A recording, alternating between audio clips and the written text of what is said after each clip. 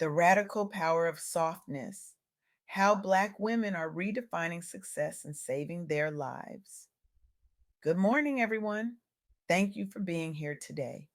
I'd like to start by sharing something profound that happened to me recently.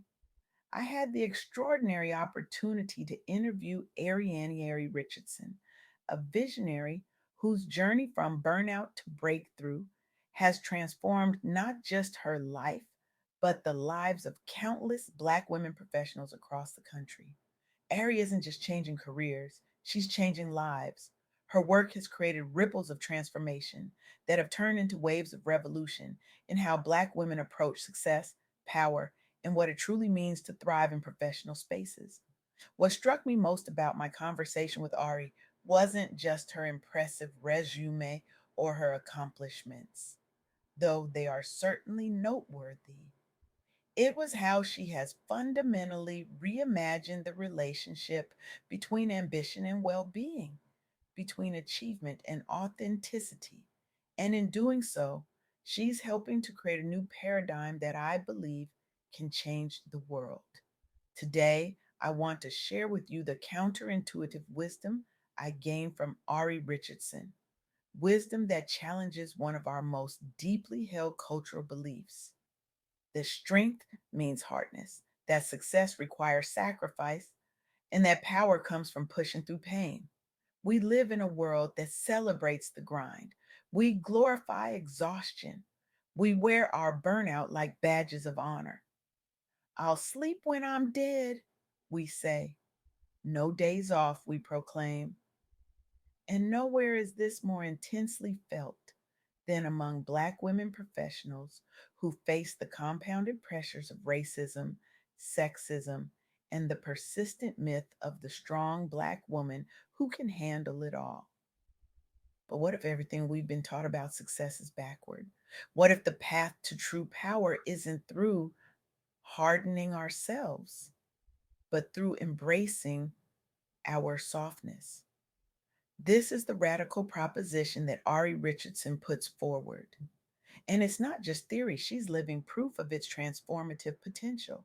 Ari shared with me how for years she operated according to the traditional playbook of success: wake up at 5 a.m., power through 12-hour workdays, be twice as good to get half as far, never show weakness, never say no, never let them see you sweat. I thought success meant becoming invulnerable, she told me. I built walls so high and so thick that nothing could hurt me, but I didn't realize those same walls were keeping out joy, connection, and my own authentic self. The breaking point came after a particularly grueling quarter at her corporate job.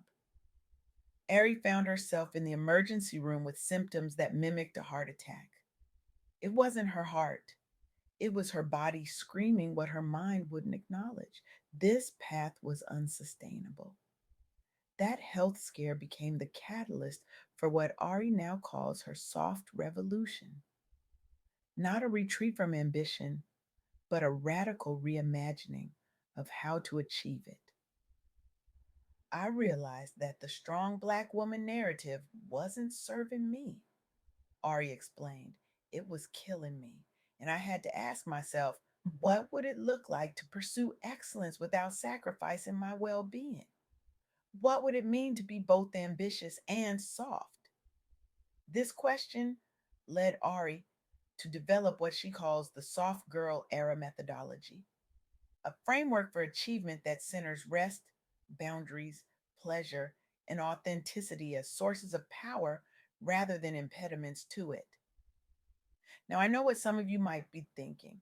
In a world that already underestimates and undervalues Black women, isn't softness a dangerous proposition? Aren't we just making ourselves more vulnerable to exploitation? This was my first question to Ari as well. Her response was illuminating. Softness isn't weakness, she said firmly. Softness is strategic. It's discernment about where and how to expend your energy. It's the wisdom to know that you can't pour from an empty cup. It's the courage to set boundaries that honor your worth. She continued, when I talk about the soft girl era, I'm talking about a revolution in how we define power. True power isn't about forcing yourself to keep going when you're depleted. It's about creating systems and boundaries that allow you to operate from a place of fullness. What makes Ari's approach so compelling is that it isn't about abandoning ambition, it's about achieving sustainable success. Since embracing this philosophy, Ari has actually accomplished more, not less. She's launched a successful consulting business, written a book, and created a community of thousands of Black women professionals who are redefining success on their own terms. But the metrics of her success have expanded beyond just professional achievements. She measures success by the quality of her relationships, her physical and mental well being, and her ability to be present and find joy in everyday moments. The old paradigm tells us we have to choose between success and well being, Ari explained, but that's a false dichotomy. The truth is, your well being is the foundation of sustainable success. This insight challenges everything our achievement obsessed culture has taught us. We've been conditioned to believe that success requires sacrifice of our health, our relationships, our joy. We've normalized burnout as the price of admission to excellence. But what if the opposite is true? What if taking care of ourselves isn't selfish but strategic? What if rest isn't a reward for productivity but a prerequisite for it? Ari shared a powerful quote from Audre Lorde that guides her work. Caring for myself is not self indulgence, it is self preservation. And that is an act of political warfare. For Black women, especially, claiming the right to rest, to joy, to boundaries, to softness in a world that expects superhuman strength is indeed revolutionary. It's a declaration that our worth isn't tied to our productivity. It's an assertion that we deserve care simply because we exist. During our interview, Ari outlined three core principles of what she calls strategic softness that have transformed her approach to work and life. First, rest as resistance. In a world that profits from your exhaustion, Ari said, choosing rest is a radical act. She schedules rest with the same intentionality she schedules meetings. It's non negotiable, not an afterthought. Second, boundaries as self respect. Every time you say yes to something that depletes you without serving your highest goals, you're saying no to something that could nourish you. She explained, Ari has developed what she calls a hell yes or no policy. If it's not a hell yes, it's a no. Third, pleasure as power. Joy is not frivolous, Ari insisted. It's fuel. She intentionally incorporates activities that bring her genuine pleasure into her daily routine, treating them not as indulgences, but as essential practices that sustain her energy and creativity. These principles might sound simple, but their implementation requires unlearning deeply ingrained habits and beliefs. It requires confronting the guilt that often accompanies self care for those of us raised to put everyone else first. It requires courage to disappoint others in order to honor ourselves. But the results speak for themselves. Ari shared how these practices have not only improved her health and happiness, but have made her more effective in her work. I accomplished more in focused, well rested hours than I ever did in exhausted days, she said. My creativity flows when I'm not depleted. My decisions are better when I'm not running on fumes. What's particularly powerful about Ari's approach is that it's not just about individual well being. though that would be reason enough to embrace it. It's also about collective transformation. When we model sustainable success, Ari explained, we create permission for others to do the same. When we refuse to participate in burnout culture, we help dismantle it. This ripple effect is evident in the community Ari has built. Women who have embraced her methodology report not only personal benefits, but changes in their workplaces as they advocate for more humane policies and practices. One woman Ari told me about, a senior executive at a Fortune 500 company, implemented no meeting Fridays for her entire department after experiencing the benefits of protected time for deep work and recovery in her own life. Another started a rest revolution at her nonprofit, challenging the martyr mentality that often pervades mission driven organizations. These examples illustrate how personal transformation can lead to systemic change. By refusing to participate in a culture that equates worth with productivity and success with sacrifice, we begin to create new possibilities, not just for ourselves, but for our communities and institutions.